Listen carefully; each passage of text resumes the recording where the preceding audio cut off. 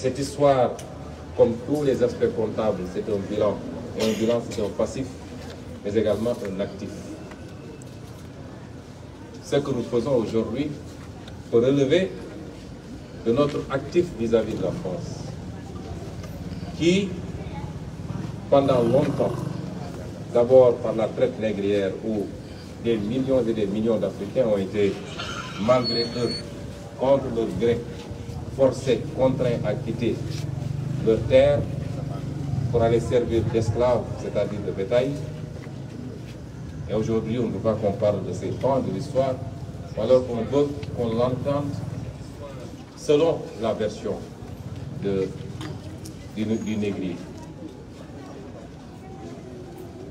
C'est ensuite de longues décennies de colonisation, supposé nous apporter la civilisation, mais qui a été un prétexte pour nous exploiter, nous dominer par le travail forcé, par l'occupation militaire et souvent par des guerres qui ont vu périr des milliers et des milliers de nos grands-parents. Et cet actif que nous avons, nous devons le valoriser. Il faut que nos concitoyens, demain nos enfants et après-demain plus tard nos petits-enfants, puissent connaître cette histoire-là pour pouvoir la défendre et pour pouvoir empêcher que cela se reproduise. De ne pas comprendre que des événements beaucoup plus récents aient été mieux défendus lorsque le régime de Hitler a persécuté les Juifs, les a amenés dans des camps de concentration, les a maltraités, les a gazés, les a affamés, ce que nous condamnons tous en tant qu'êtres humains. Au lendemain de la guerre mondiale, tout un dispositif a été mis en place pour que la mémoire soit encore vive et qu'on l'impose à tous les peuples de l'humanité. Personne aujourd'hui n'ose remettre en question la Shoah sous risque d'être traité de négationniste et d'être poursuivi par la justice. Il n'est qu'à demander à l'humoriste français Dieudonné pour savoir de quoi tu parles. Après la Deuxième Guerre mondiale, la France et tous ses alliés ont imposé à l'Allemagne un devoir de mémoire, mais également un devoir de réparation. Ne l'oublions pas, et cela ne date que de 1945. Comment se fait-il qu'aujourd'hui, nous ne puissions pas poser un débat très sérieux et très profond sur l'esclavage et exiger une réparation? Et comment se fait-il que nous n'osions pas poser le débat sur cette sombre période de la colonisation et en conséquence exiger les réparations qui vont avec? Nos leaders politiques sont interpellés. Ces présidents de la République qui font toujours la courbette derrière tout autre président non africain sont interpellés parce que la dignité ne se donne pas. La dignité s'arrache. Pourquoi aujourd'hui le Rwanda de Paul Kagame est respecté? Parce que Paul Kagame a su imposer à cette France de reconnaître son rôle dans le génocide rwandais. Et le Mali va être bientôt respecté, puisque pour la première fois, une justice africaine ose convoquer un ministre français pour l'entendre. L'Algérie est de plus en plus respectée parce qu'elle a exigé de cette France de reconnaître les méfaits de la guerre de libération de l'Algérie. Et les massacres qui ont suivi après, y compris le massacre qui s'est déroulé sur les bords de la Seine. C'est un débat politique que nous posons. Ce n'est pas un débat entre des peuples qui n'ont pas à endosser fondamentalement la responsabilité de ce que leurs grands-parents ont fait, sauf s'ils s'en revendiquent. Mais les pouvoirs politiques de ces peuples-là doivent reconnaître les méfaits des ajustements des pouvoirs qui les ont précédés et avoir une attitude en conséquence. Et c'est cela que nous avons essayé de célébrer aujourd'hui. C'est par devoir de mémoire. Il est important que nous connaissions notre histoire pour pouvoir nous projeté vers l'avenir. Les 3 rues que nous venons de rebaptiser, celle sur laquelle nous nous trouvons aujourd'hui, devant la mairie de Ziguinchor, en fait partie. Nous avons choisi de l'appeler rue de la paix. La paix que nous voulons pour le monde entier. La paix que nous voulons pour l'Afrique. La paix que nous voulons pour le Sénégal et la paix que nous voulons surtout pour cette Casamance qui a suffisamment souffert du crépitement des armes de 1982 à maintenant, c'est-à-dire 40 années. 40 années de souffrance, 40 années de sang versé, de vie emportée, 40 années d'économie au ralenti, malgré l'extraordinaire potentiel de cette région de Casamance, de cette région naturelle de la Casamance, qui devait être aujourd'hui l'un des fers de lance du Sénégal en termes de développement. C'était parti, justement, ça a démarré sur cette rue-là en 1982, là-bas devant la gouvernance de Ziguinchor. Et c'est pourquoi, parce que nous souhaitons cette paix, parce que symboliquement il était important, mais parce qu'en même temps nous adressons nos prières au Seigneur et nous lançons un message à tous les protagonistes. Et c'est pourquoi il était important de dénommer cette rue de la paix. À compter d'aujourd'hui, aucun Ziguinchorois, aucun Sénégalais, aucun être humain, d'où qu'il vienne, n'a plus le droit d'appeler cette rue avenue du Général de Gaulle. Elle ne s'appelle pas avenue du Général de Gaulle, elle s'appelle rue de la paix.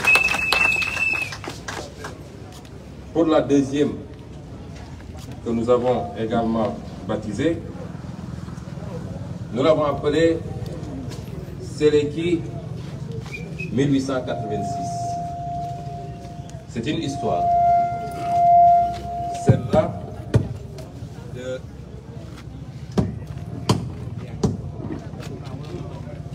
c'est une histoire que les Sénégalais, les Africains et les Casamançais en particulier doivent connaître. Parce qu'on nous a présenté l'histoire du Sénégal comme une histoire de soumission, de fuite, de débandade face aux colons. Cette histoire n'est pas tout à fait vraie. En tout cas, elle ne l'est pas ici, en Casamance. Et les archives françaises elles-mêmes parlent de cela. Le 2 février 1865, une colonne de 500 hommes sous les ordres du colonel Jean-Marie-Émile Pinet-Laprade débarquait à Caravane. Parmi les soldats engagés figuraient 150 hommes d'infanterie de marine, 50 disciplinaires, 2 obusiers, 50 artilleurs, 50 laptops, 50 tirailleurs sénégalais, 200 tirailleurs sénégalais. Et après une marche de 8 km, la colonne atteignit Diembéring, l'objectif étant de pacifier, selon nos termes, la région et de l'annexer à l'Empire français. Les troupes françaises réquisitionnèrent tout le bétail, réprimèrent dans le sang les premières résistances à partir de Diembéring et imposèrent un impôt à payer à tous les villages soumis. Mais cette opération n'a jamais changé l'attitude des populations locales qui refusèrent d'abdiquer. En 1869, les villages de Diakam, de Kagnout, refusèrent de payer l'impôt. Ils furent réprimés dans le sang. Mais malgré tout, les bateaux français qui accostaient étaient toujours pillés. C'est en 1886 que les troupes d'Ayoun se sont unies aux gens, aux populations de Seleki, près d'Alamport, et dans un guet-apens qu'ils ont tendu aux troupes françaises, succombait le lieutenant Truche et beaucoup de tirailleurs qui l'accompagnaient. Je dois dire que cet événement a été supervisé par l'illustre Djignabo Bassène. Beaucoup de gens nous ont interpellés pourquoi nous n'avons pas appelé cette rue Djignabo Bassène. Pour deux raisons. La première, c'est que Djignabo Bassène a déjà été bien honoré puisqu'il porte le nom du lycée que nous avons tous fréquenté, le lycée Djignabo. Mais nous avons pensé qu'au-delà de sa personne, il fallait rendre hommage à l'ensemble de ceux qui sont battus lors de cet événement, c'est-à-dire tous les fruits d'Ayoun. Et c'est pourquoi, en mémoire de ces braves Sénégalais, puisqu'il y a eu d'autres batailles gagnées en Casamance, vous connaissez tous la bataille qui s'est passée à Tchokessine et qui fait porter une rue à Dakar qui s'appelle rue de Tchonk et qui a été remportée par les autochtones de Tchonk. Et vous avez entendu parler de la fameuse bataille qui s'est passée dans le Sédhiou et qui fait porter également le nom d'une rue de Dakar, la rue Sandiniéry.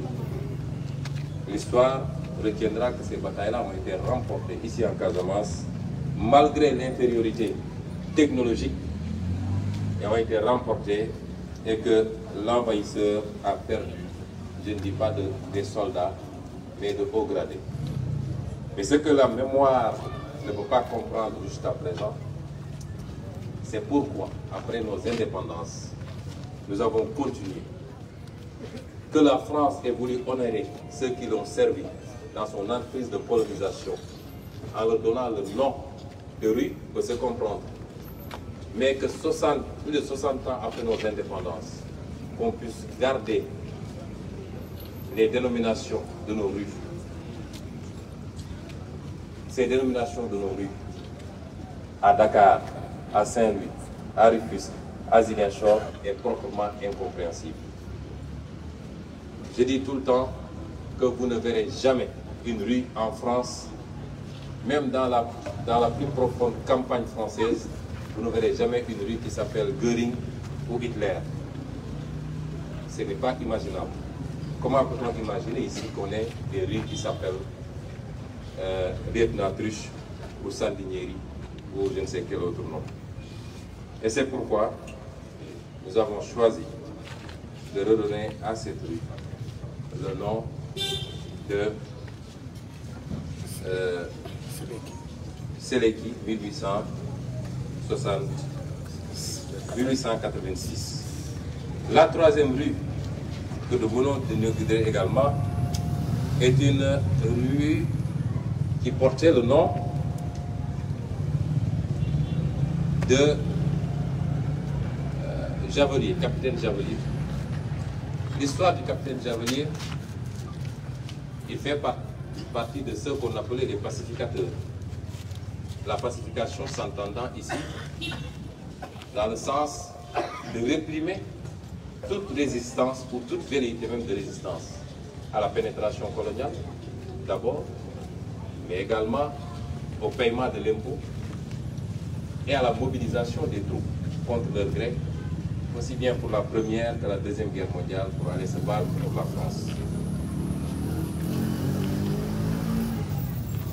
Sandiniéry recruta des Sénégalais, ici à Bignona, et les mena de force en France lors de la Première Guerre mondiale. Ces Sénégalais, dont le nombre varie selon les archives entre 70 et 150, ont été tous massacrés en France. Aucun d'eux n'est revenu vivant. Aucun d'eux n'est carrément pas revenu. Même leurs dépouilles mortelles n'ont pas été rapatriés à Bignona. Et pour le récompenser, la France lui a donné le nom de l'une des rues les plus fréquentées, les plus connues et les plus commerciales de Ziguinchor, c'est-à-dire cette rue perpendiculaire à celle qu'on a appelée désormais rue de la Paix. Nous avons considéré qu'il y a mieux à faire que de laisser cette dénomination et nous avons donné le nom de cette rue à nos aïeuls, à nos grands-pères qui étaient appelés improprement d'ailleurs tirailleurs sénégalais. Puisque dans le vocable, les tirailleurs sénégalais regroupaient toutes les nationalités africaines, mais on les appelait tirailleurs sénégalais. On a décidé de donner ce nom, mais en l'appelant tirailleurs africains, qui me semble beaucoup plus collé à la réalité de ces fils d'Afrique qui étaient de Côte d'Ivoire, de Bénin, du Cameroun, du Togo, de tous les pays d'Afrique, et certainement le plus gros du contingent d'ailleurs venait de ces pays, et qui souvent ont été mobilisés contre leur gré, ont été contraints et ont été quelquefois même maltraités.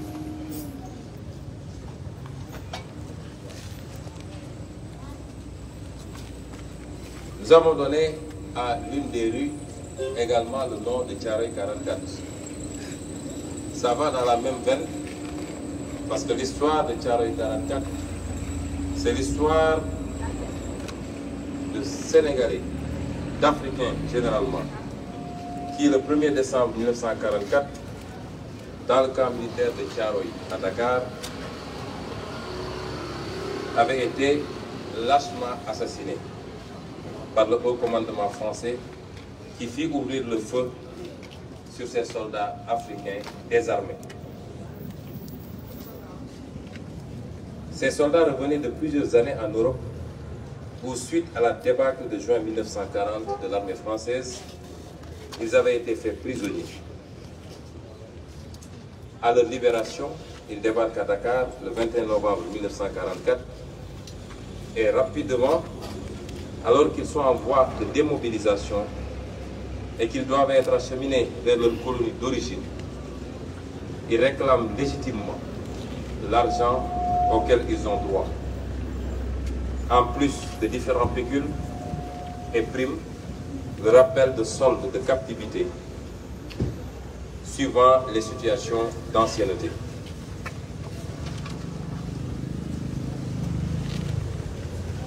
Suivant les situations d'ancienneté, de grade pour chaque soldat, correspondant aux sommes les plus importantes que chacun d'entre eux devait percevoir. Cet argent aurait changé certainement le destin de la plupart d'entre eux, qui ont souffert d'abord de la mobilisation forcée, qui ont souffert des rigueurs de la guerre, souvent dans des climats qu'ils ne connaissaient pas. Imaginez un Sahélien qui se retrouve sous la neige du jour au lendemain, mais qui ont souffert également des rigueurs de la détention dans les geôles allemandes. Cet argent aurait certainement permis de changer le destin de la plupart de ces jeunes hommes, en majorité provenant de milieux ruraux et très modestes. Quoi qu'il en soit, prétextant d'éventuels vols pendant la traversée en bateau, le ministère français de la guerre a fait édicter une circulaire précisant que ces soldes doivent être payés un quart à l'embarquement en métropole et les 3 quarts restants à l'arrivée à Dakar. Cela n'a pas été fait. Et incurie des autorités françaises présentes à Dakar. Est-ce que c'est une incurie des autorités françaises présentes à Dakar ou une volonté délibérée de détourner cet argent? Le 27 novembre 1944, un premier contingent de plus de 500 hommes, devait quitter en train le camp à destination de Bamako et des colonies du Sud. N'ayant pas été payés, ces hommes tout naturellement refusent de partir. Cela occasionne la visite le lendemain du général Dagnan. Que se passe-t-il alors? Celui-ci, selon ses dires, estime qu'il a failli être pris en otage par les tirailleurs. Peut-être a-t-il été bousculé. Les archives sur ce point restent lacunaires. Cela semble insupportable pour cet officier supérieur. Le soir même, il décide de monter une opération de répression que de Boissel et Cornari valident, c'est-à-dire les commandants de l'époque. Dans la matinée du 1er décembre, les tirailleurs furent réunis sur l'esplanade du camp Thiaroye et des tirs provenant d'armes automatiques partent, occasionnant des dizaines de morts, peut-être même des centaines. Si ce bilan concernant le nombre de tués est aussi imprécis, c'est que dès qu'il advient, on est en face d'une véritable tentative pour camoufler cet événement. Ainsi, le nombre de soldats présents dans le camp de Thiaroye ce jour-là varie dans les différents rapports de 1200 à plus de 1600 soldats, ce qui semble assez inconcevable dans une institution comme l'armée. Les rapports des différentes autorités présentes à Dakar comportent des non-dits, des incohérences qui font penser que l'on est en face à une véritable falsification de ce qui vient de se produire. L'enjeu étant de faire considérer que cette répression sanglante était légitime, d'où l'insistance à la qualifier de mutinerie. Et la France, de manière froide, venait d'assassiner des dizaines et des dizaines de soldats qui lui avaient servi au péril de leur vie, de leur liberté, et qui ne réclamaient que le paiement de leurs primes. Et je rappelle que ces primes étaient largement inférieures aux soldats français, à celles des soldats français de même grade et de même rang. Le 13 novembre 2017, en tant que député à l'Assemblée nationale, j'avais interpellé le gouvernement du Sénégal sur cette question. Je disais à ce gouvernement, Monsieur le ministre, en cette veille de commémoration du 73e anniversaire des événements survenus le 1er décembre 1944 au camp militaire français de Thiaroye, il est grand temps de faire toute la lumière sur cette tragédie. S'est-il agi de la simple répression sanglante d'une mutinerie de soldats indigènes? Et dans ce cas-là, pourquoi il n'y a eu que des tirailleurs qui ont été tués? Parce que des soldats aguerris, armés, qui font face à d'autres soldats, il est évident qu'il y aurait eu des morts du côté des Français également. Donc, s'agit-il simplement d'une répression sanglante d'une mutinerie de soldats indigènes, comme l'ont prétendu les autorités coloniales, ou plutôt de massacres prémédités d'anciens prisonniers de guerre africains désarmés, maquillés en rébellion armée afin de les spolier de leur solde de captivité et primes de démobilisation, comme en attestent les résultats des recherches archivistiques de divers historiens. Il semble désormais possible de trancher définitivement ce faux débat en répondant clairement et formellement aux deux questions suivantes. Question principale, Monsieur le ministre, votre gouvernement serait-il prêt à abréger la controverse sur le nombre réel de tirailleurs sénégalais victimes de la tuerie en procédant à l'exhumation et à l'inventaire des corps ensevelis dans les fosses communes, dont l'une au moins est située à l'intérieur de l'actuel camp Thiaroye? Ceci permettrait de restaurer le droit de ces tirailleurs, d'abord à une sépulture décente, ensuite à une réhabilitation totale, à la fois mémorielle, avec révision du procès unique des survivants devant le tribunal militaire de Dakar en 1945, mais également une réhabilitation même matérielle avec restitution à leurs héritiers par la France des droits, des soldes, indemnités et primes spoliées.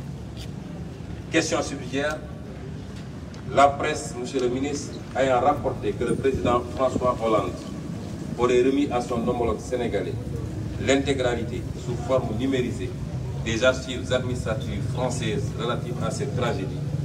Peut-on savoir si celles-ci sont complètes ou non, et où, quand et comment seront-ils accessibles et consultables?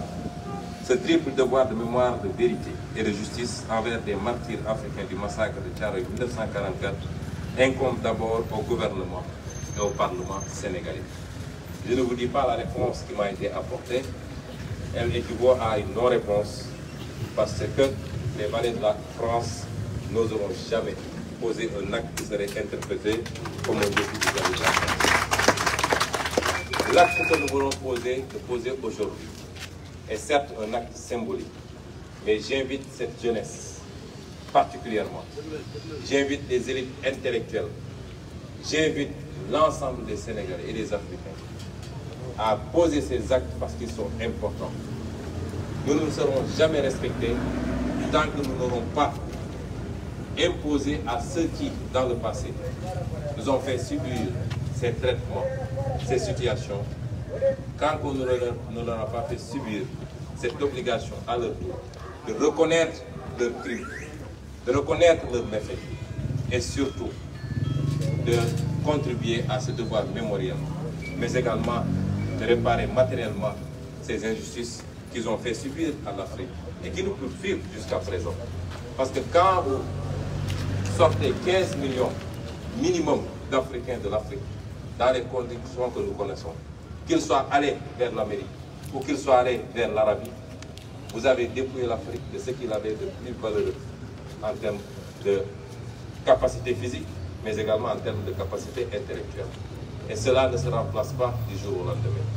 Et c'est pourquoi nous sommes très fiers de Ziguinchor et des Ziguinchorois d'être les précurseurs de cet effort de restitution de la vérité historique. Je vous remercie pour votre attention.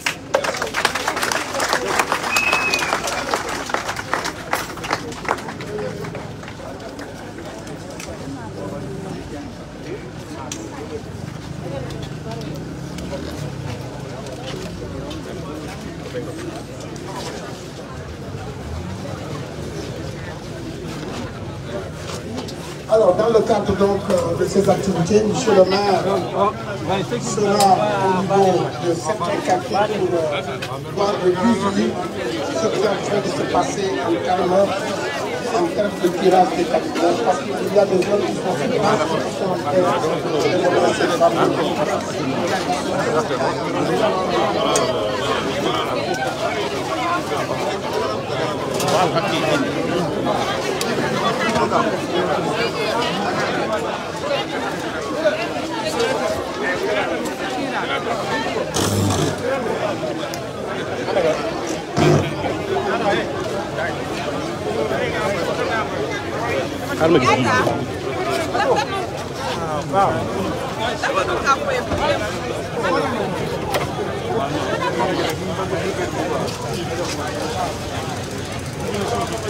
Mamba.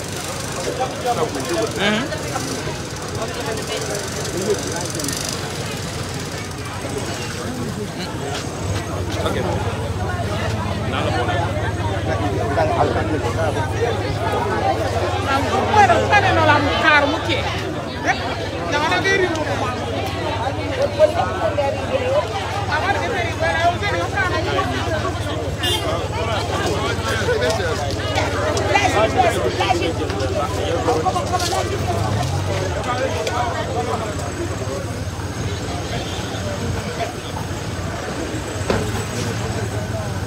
Dan arrêté hein? Ya ada enregistrement kan? Carrefour la def. Aye.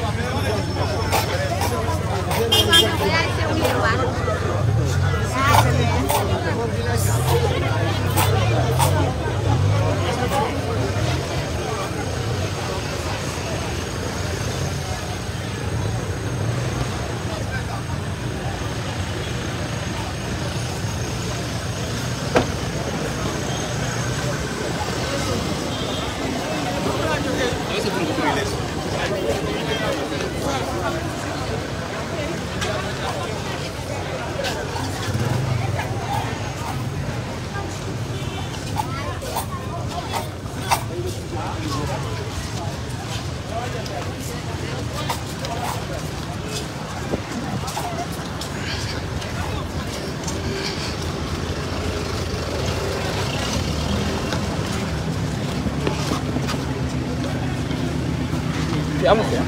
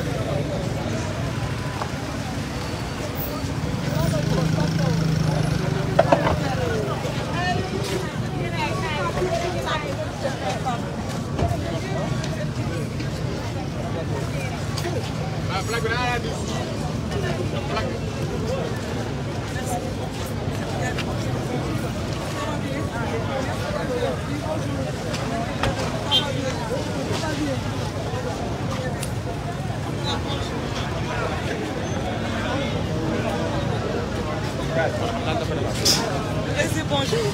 Voilà, da lay effacer te du la xool. Voilà.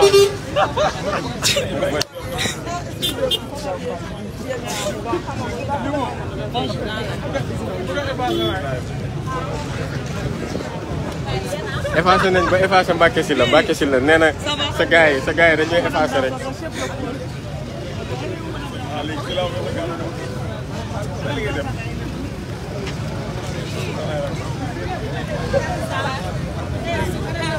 Diallo. Oui, non, ça va bien.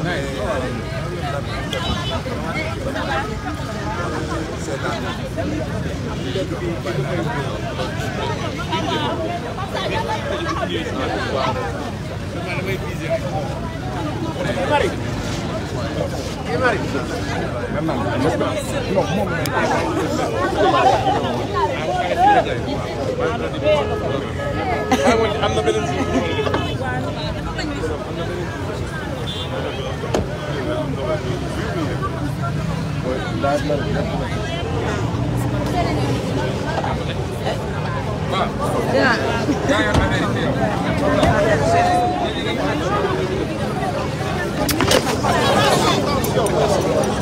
Caméra. Attention. Batang. Pied bi la quoi, pied bu ma doon dalu dara. Attention. Ba gaañu la.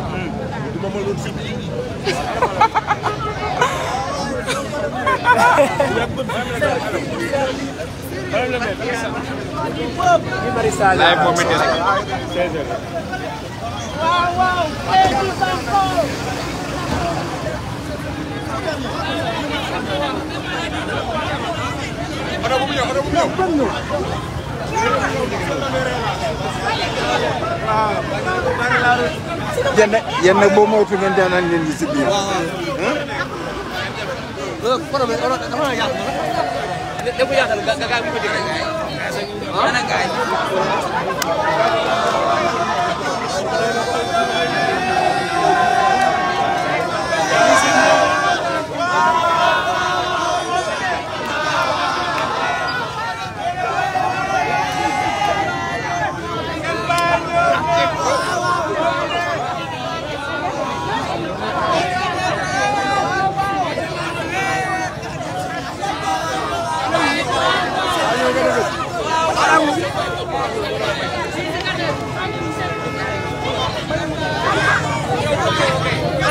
bari kii Fapal Diop barke la Fapal Diop sama tawa la ma ñaakal la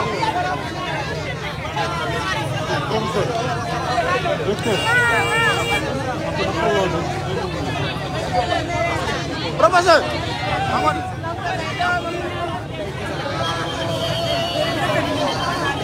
ah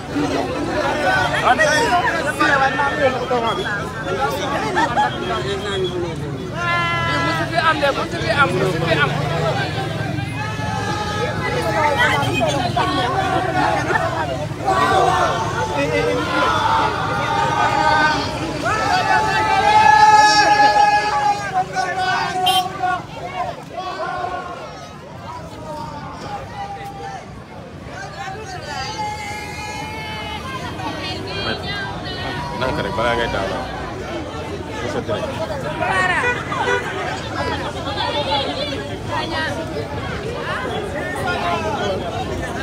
grand maytul maa ngi direct rek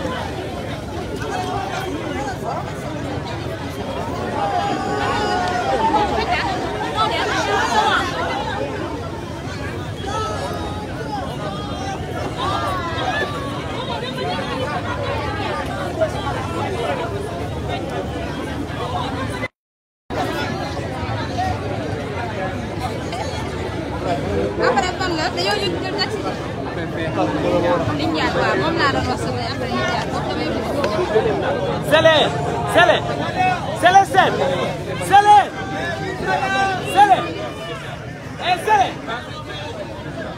Sele Sele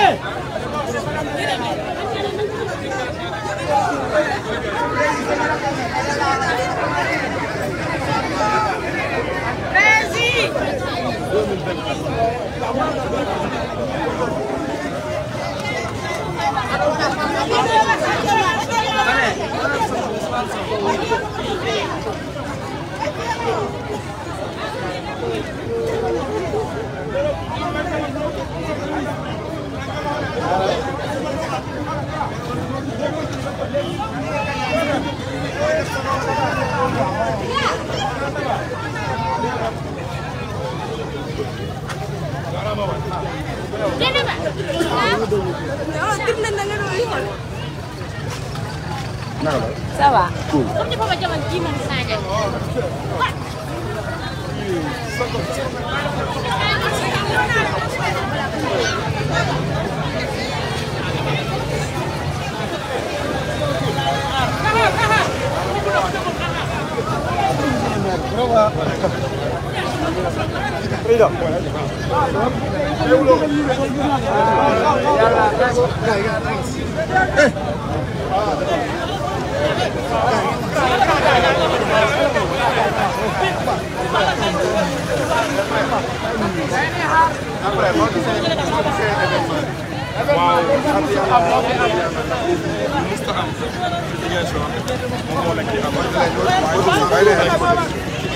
Sonko Sonko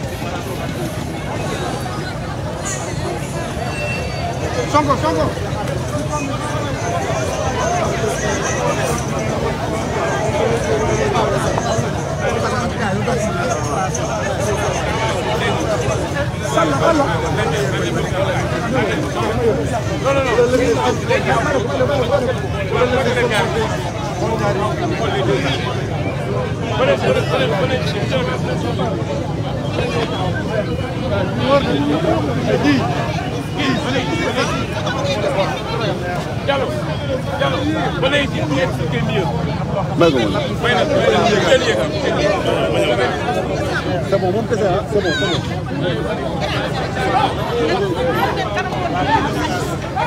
C'est bon, ñu taxaw si.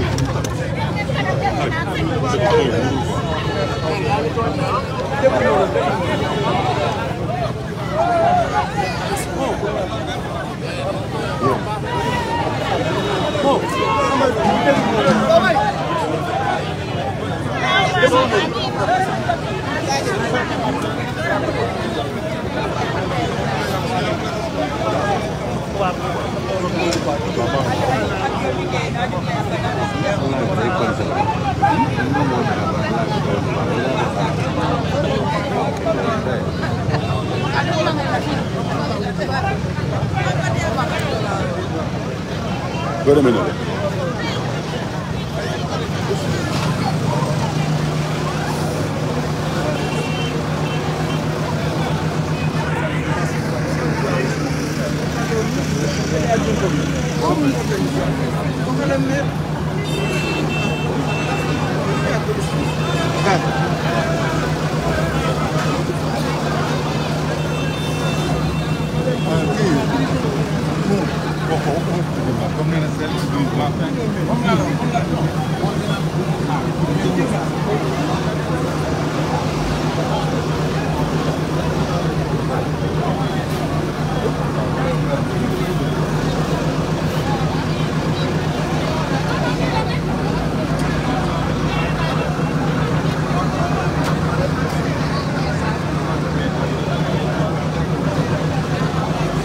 Ne var? Ne diyor lan?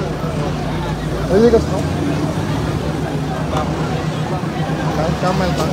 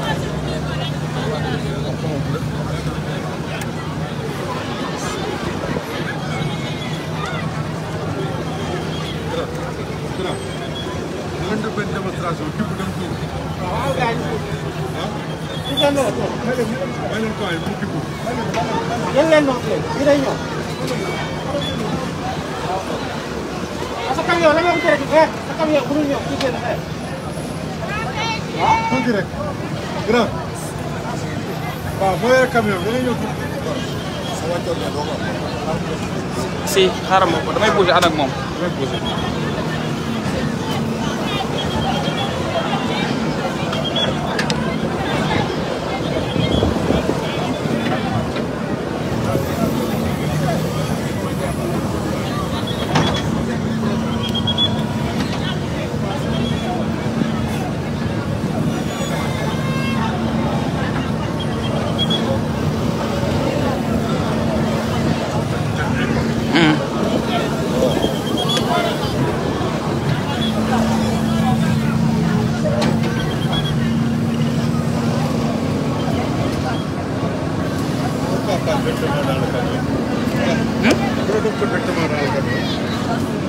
Non, dafa mel ni ngeen sax fi mu après jël ko yóbbu. Mën na def ci camion bi d'accord. Baax baax.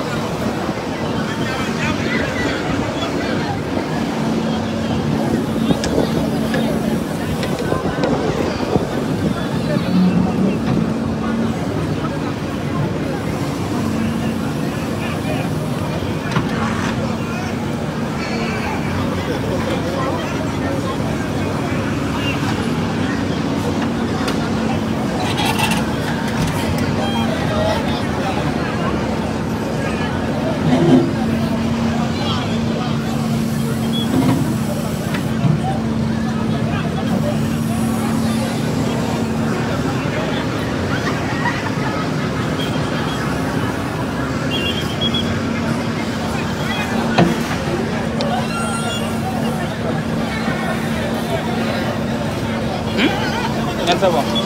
Allez, c'est bon.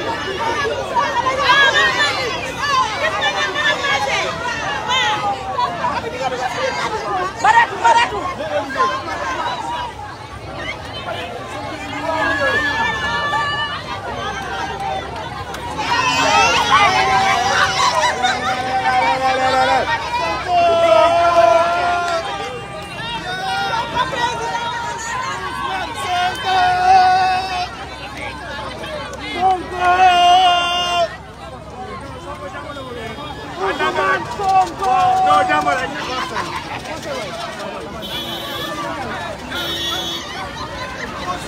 Sonko.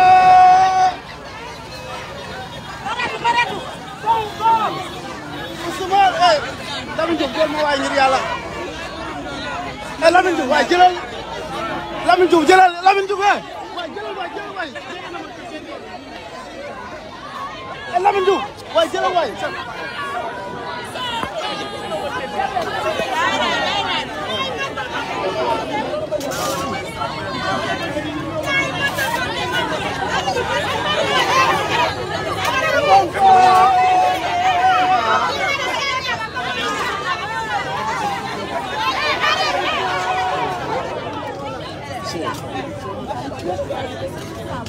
Complètement possible.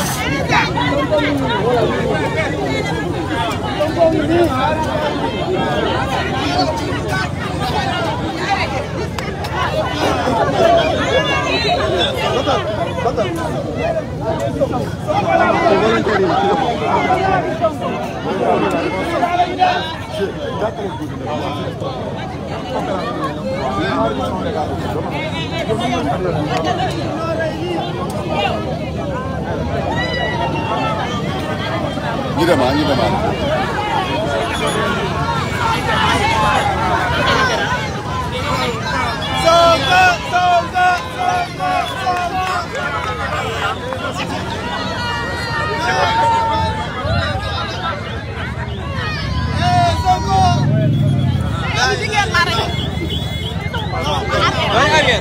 balaa ñu la ñu gaañ waay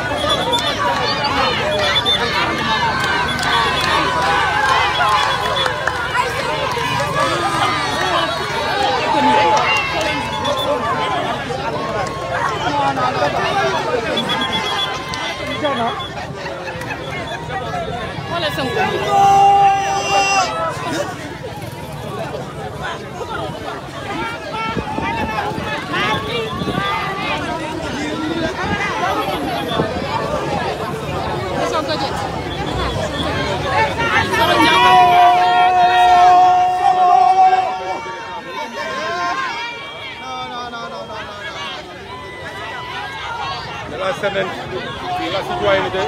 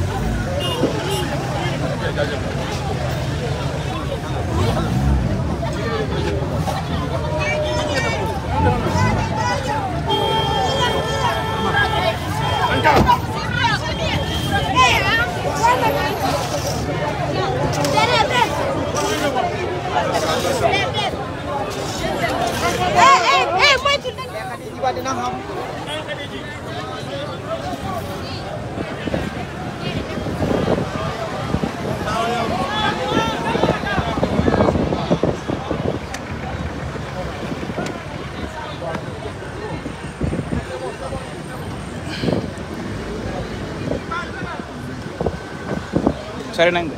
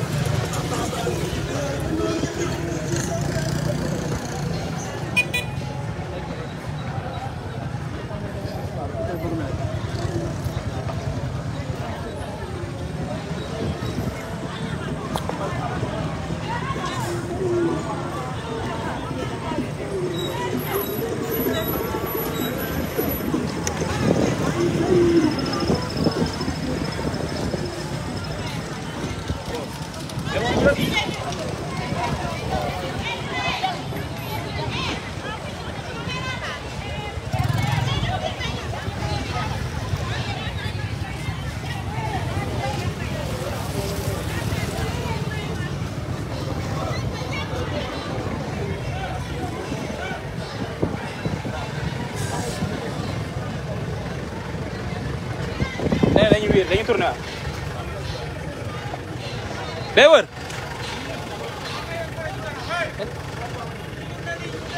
moteur na ci tali bi ka fii la jaaraat d'accord gars yi ne ngeen jël de kii bi ñu tudd sax Momo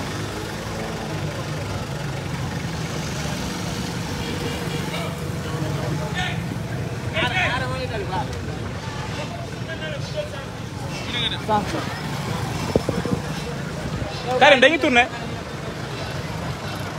acca demal demal Karim do ñëw jàppal ka mek avancé Karim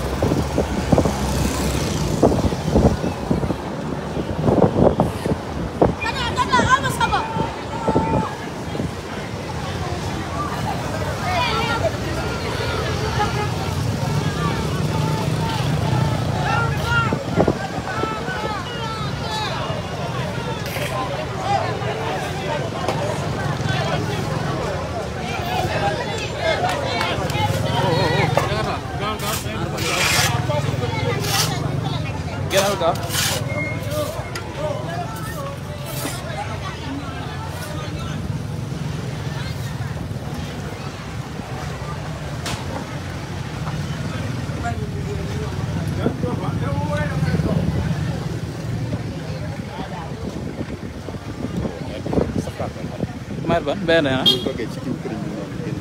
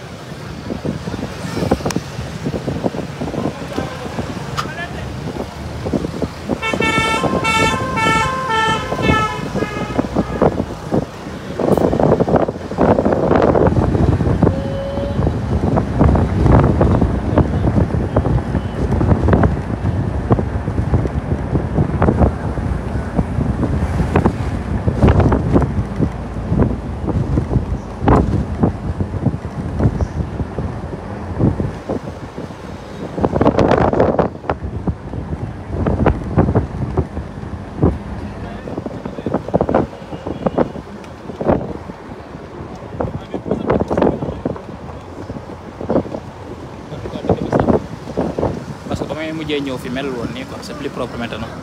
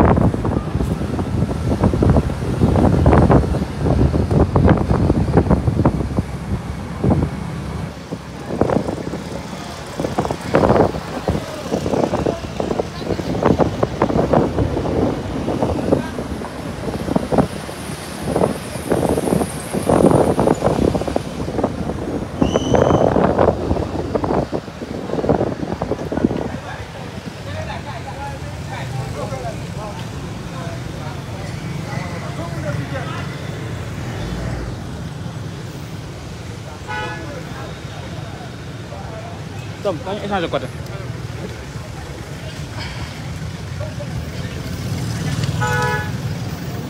Non, yaram yëpp dina metti.